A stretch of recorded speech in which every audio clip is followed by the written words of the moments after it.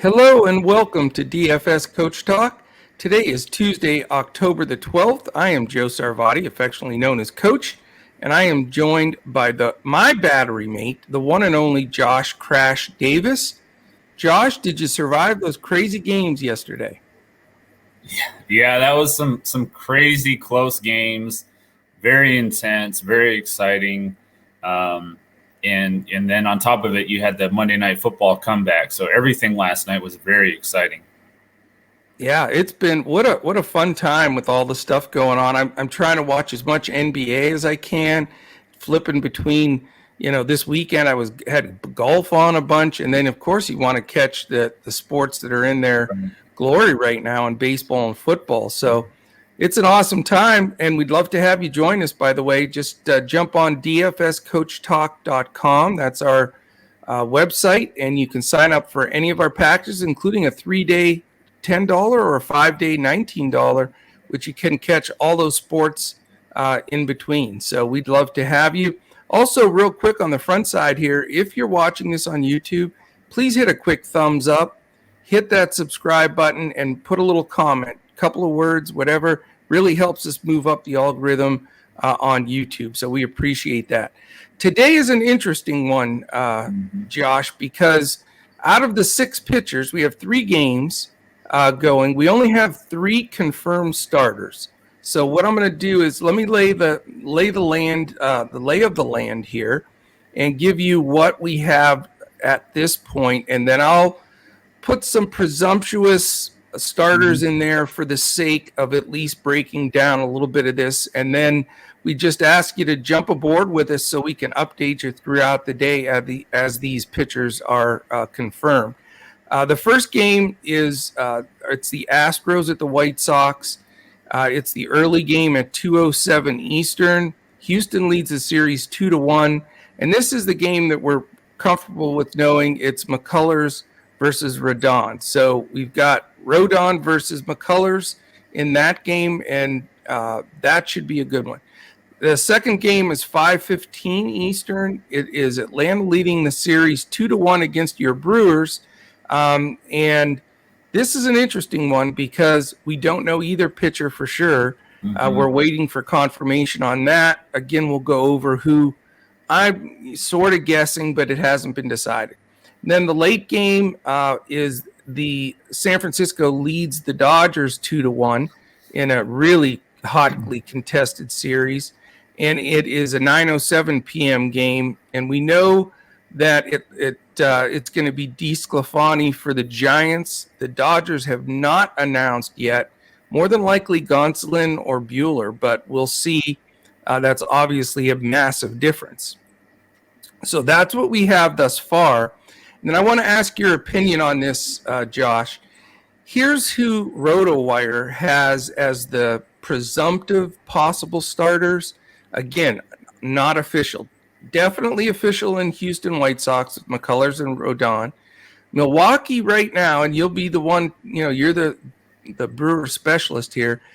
They have Eric Lauer, the lefty, penciled in against Yanoa from the Braves. And then, again, that San Francisco Dodgers game's DeSclafani against either probably Gonsolin or Buehler. What do you think? Well, I think that, as we were discussing before the show, I think that if it's Yanoa for the Braves, I think that's a favorable matchup for the Brewers. They got 5 runs on him last time he pitched. Lauer has been kind of up and down throughout his career, but in the last probably 2 or 3 months, he's really pulled it together for the Brewers. He's been very good. I could definitely see him. Now, the only thing is, I was going to say I could see him having a good game, but they've kind of been pulling their pitchers early. We saw it yesterday with Peralta. Right. If they're struggling on offense, I think he will get pulled early. But if they do find their bats today, Lauer could have a good game and be a nice GPP play if he does get the start. Yeah, and, that's the tough part with some of these guys, because it's the playoffs, all hands on deck. You may only get 2 or 3 innings from a lot of these guys, and that just kills you. So really, determining the pitcher that's going to go deep enough to get you enough points is a big part of it as well. So That's playoff baseball, though. It gets a little tricky in that sense. So we'll see how that rolls. I will say that all 3 games right now, the weather is supposed to be very good. So we shouldn't have anything like, the washout in Chicago yesterday. Yeah. I think weather will not become a factor. So how is the wind looking in LA? That was a big deal last night. That was a big deal. It looks like it's going to lessen tonight. Okay. I think that was just one of those odd, something blew in off the ocean, but it looks like those are going to really, get much less tonight. And I don't see, like I say, I don't see anything from the weather that's posted in any of these 3 games that's going to cause any difference in the game. Right. All right. We're going to do our top hitter and our top pitcher and our top 2 hitters like we've been doing every day. And if we have any fade discussions, we'll jump on that too. So I'm going to take the honors today because I always end up picking the same guys as you. So maybe this will the batting order will change it up a little bit. Yeah. All right. I love this pitcher today. And, I've been struggling to roster pitchers at some of these slates. And I think this guy is so underrated, so below the radar that it's almost hard to believe the season he's had and nothing, nobody talking about him at all. So it's Carlos Rodon. I can never say his name, but it's pronounced however you want it. Rodon, I think, was a big villain against Godzilla back in the day. But anyway, how about this stat? 13-5, 2.37 ERA, sub 1 WHIP at a 0.96 and 185 strikeouts. Yeah. Did you realize that Carlos had that kind of season? I didn't, but not to give it all away here, but we got the same guy. I'll just say I knew it. I mean, I'm just shocked that his stats were that phenomenal. I mean, I knew he had a really good year, but when you're talking about a guy that's busting onto the scene as a real stud pitcher, 13-5 with a 2.37, a sub 1 WHIP. Yeah. I mean, come on, man, that's fantastic. Now let me give you 2 stats that I knew that you had to. I mean, I just think this guy's got to be dead ass chalk. He's pitched the last 2 times he's pitched against them. How about these lines? July 18th, 7 innings, 1 hit, 10 Ks. June 18th, 7 innings, 3 hits, 8 Ks. I mean, he's got their number. He's got the stats to back it up. I think this guy is a plug and play, 100%. Everything you're playing today, I think he's the man. Yeah, I think it's pretty obvious. I mean, it's kind of like what we felt with Scherzer yesterday. Like we just had to pay up for him. And then we had to find a little bit different, play on our DraftKings and Yahoo sites. But, yeah, I mean, Rodon is just, to me, popping out as the obvious play. And he's 8,600 on FanDuel, 8,100 on DraftKings. What is he on Yahoo? I'm going to pull that up right now. I was having trouble getting into Yahoo earlier. I can look too. I'll grab it real quick while you're looking at it. I want you to know this too, just to add to the fact that we both love this guy. Do you know that he has had 6 double-digit DFS point games in a row and high double digits? And the last 3, he's been 21.5, 12.4, where he didn't pitch real long because they already had it locked up, and 25.5. And he also has a couple of 40 burgers on there. So you're talking about a guy that is... He's only 41.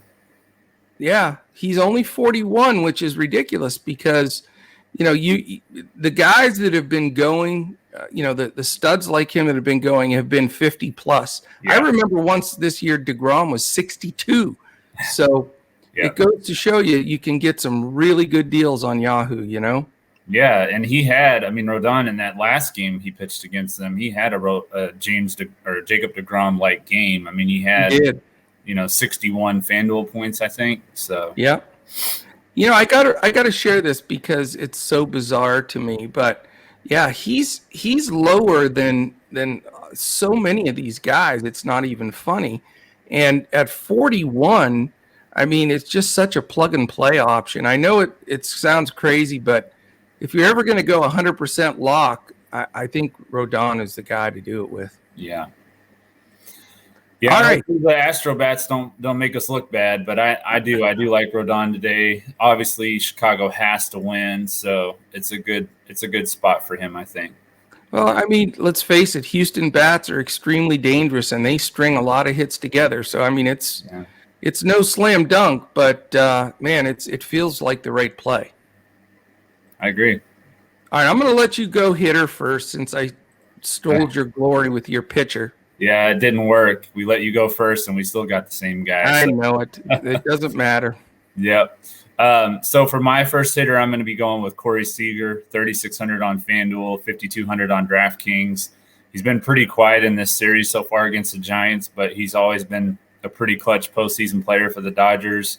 I'm looking for him to have a big moment tonight against Desclafani, who he's hitting 400 against. It's a small sample size, but he has 4 hits and 8 at-bats with a home run. And I just kind of feel like he's just due, to have that big moment. I like it, man. I like the play. I am going to go my first hitter. I'm going to go Ozzie Albies. I think he'll probably lead off in this game.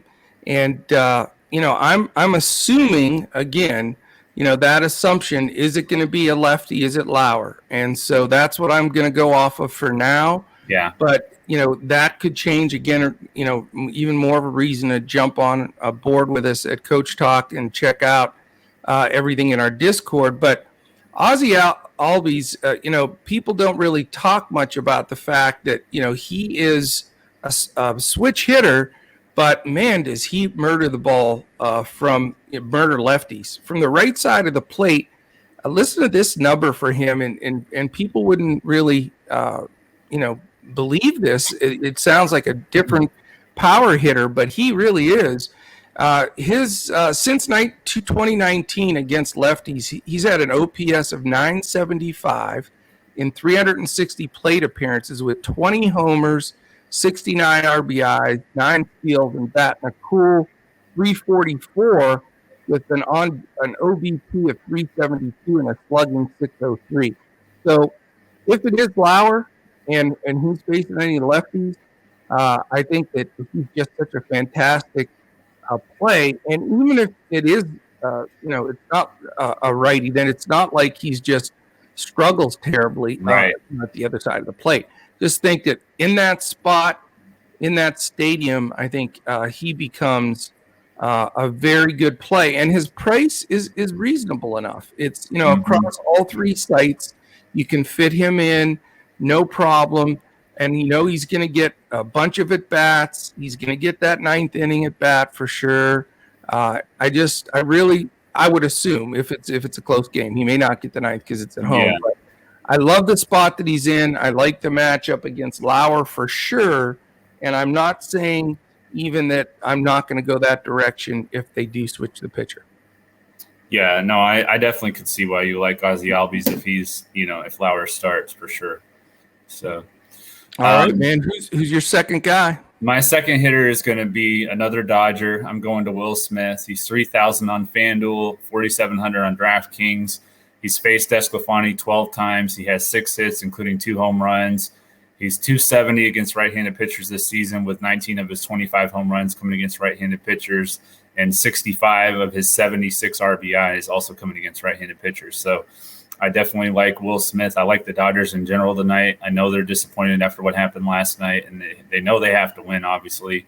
But, I can't see him losing both games at home. I just can't. I'm with you, man. Will Smith's my guy, too. So we have 2 of the 3 guys the same. We don't talk about the guys beforehand because we want it to be pure, not switch it around. I'm with you, man. Will Smith just owns righties. He's, the stats, even though it's a small sample size, he hammers them. I mean, you look at against him, he's batting, like you said, 500, an OBP of 571, slugging 1.167, and just a little OPS of 1.738, which is like unheard of. So, I mean, he's hitting the ball well. Watching him, even his outs in this series have been stung. Guys have run the ball down. I love Will Smith in this spot. It fills that catcher hole for you with a really quality bat, because a lot of times we'll go with a cheaper catcher to try to make everything else work. Yeah. But, I like him even in the catcher / first base spot on FanDuel. I think Will Smith just across the board looks like the strongest play here. And I'm with you. I think, Dodger Stadium, the wind settles down a little bit. These bats are tough, and I think they get to DeSclafani. Yeah, and we've got, with Rodon as our pitcher, we've got enough salary to play all the Dodgers we want to play. So that's another reason I like the combination of Rodon with the Dodger stack. Yeah, absolutely. I think for me today, it's going to be interesting. I went sort of real heavy Dodgers Red Sox stacks yesterday, and it was good. Mm-hmm. But I think what I'm going to do today, since we're comfortable, all 6 teams are going to play, is I just want to wait and see as these pitchers get, named, because I don't see at this point that I'm going to completely stack anybody. I'm going to do small little 2, maybe at the very most 3 guys, and try to just one-off my way into a really good lineup, because I think there's some diamonds in the rough with this group. And like you said, with Rodon's price being very fair on all 3 sites, you can really pick and choose the guys you want to put forward. So I think it's a great slate. I'm really excited about this one. The last couple have been tough to squeeze out exactly who you wanted, but having the patience that, we'll know by later this afternoon, early this afternoon for some of the games, and then later this afternoon for the night games, we'll know exactly what to position. Now, a lot of strategy in building these lineups with 3 games and them going on throughout the day. You want to, as you brought up last time, put those guys that you're possibly going to move into the positions where you can make that change, because, one pitching move one way or the other can really change the lineup. So save spots if you have a guy you definitely want in there, and there's a lot of strategy to it. And let us do the work for you. Jump in with us, and we'll be working on this and following every move and every word that's stated as far as any pitching changes or lineup changes. So we'll have that ready for you, man. Yep. Yeah. And I was going to say that another guy that's a plug and play, and he's just been an absolute Brewers killer, is Jock Peterson. If he's in the lineup, just plug and play him. I mean, that he's had 2 home runs and 2 pinch hits. I mean, 4 RBIs, just absolutely killing us. If it wasn't for him, we'd be winning this series. So that's crazy. I mean, how do you not get the guy in the lineup when 2 for 2 with 2 homers? What the heck? I know. And how do we not walk him? I mean, that's my thing. If he's in the lineup, we got to walk him. But or at least pitch around him, nibble around. He got 2 sort of fat ones to hit out. Both hit pitches. So that's craziness. Well, this is fun. This is a fun day. I love the fact that we have 3 games to work with. It makes it so much more fun when you have, 3-4 games. It gets tougher when we get down to the showdown slates and such coming up soon. But, you can really build some different lineups, some unique lineups here. And I think, the fact that we're both on Rodon and Will Smith, I mean, that's interesting. So that gives you a good base to start with. Yeah. If you want to catch us and join us at dfscoachtalk.com, we do give out a core group of plays for Draftkings, and we give out full lineups for FanDuel and Yahoo. You'll also get NBA lineups tonight. There's 3 NBA games as we have preseason going, and then we'll be gearing up tomorrow to give out golf and football lineups too. So we'll have football pods coming.